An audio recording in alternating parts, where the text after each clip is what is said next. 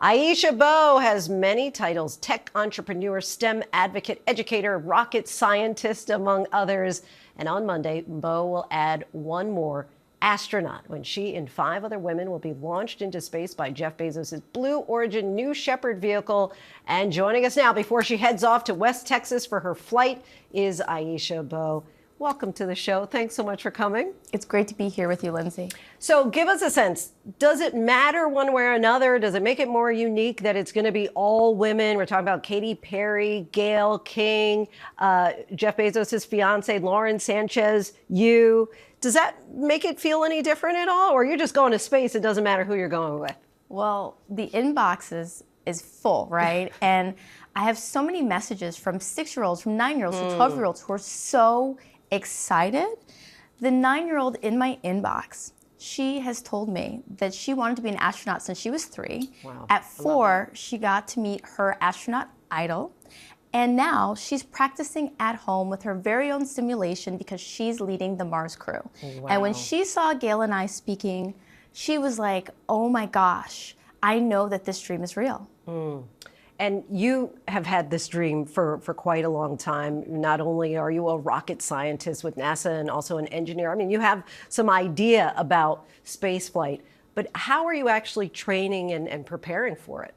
I kind of geeked out over preparing for space. Okay. I have to tell you, I never thought I was going to be here. I started in community college. I had no desire to be in STEM. I did not like math. I thought I was allergic to it. Yes. And to go from a community college student to working at NASA after discovering a passion for science, and to be able to actually go to space on a company that did not exist when I was working for NASA, I took a deep dive. I was looking at the FAA spaceflight regulations, and I decided fighter jets, high G simulations, I'm doing it all. And how did that change for you as far as your trajectory, going from somebody who thought, you know, you were allergic to numbers and science to now being a rocket scientist? I really had to take control of how I spoke to myself. I realized that I did not believe in dreams. And so I took out a piece of paper and I said, Aisha, you have to stop taking what other people tell you to be true and focus only on your goals.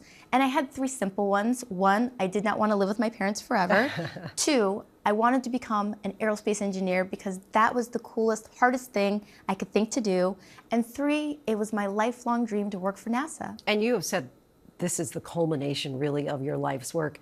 Are you nervous? Are you excited? Do you have any jitters? How do you feel? I'm not nervous because when I was at NASA, I went into classrooms and I talked to students.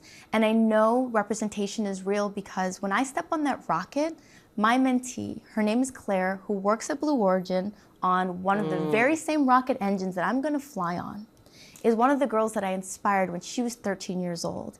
And so I know that what we're doing is not only going to inspire the 9-year-old I spoke about, but it inspires people right now to do their very best. And I know part of that inspiration, your Bahamian culture.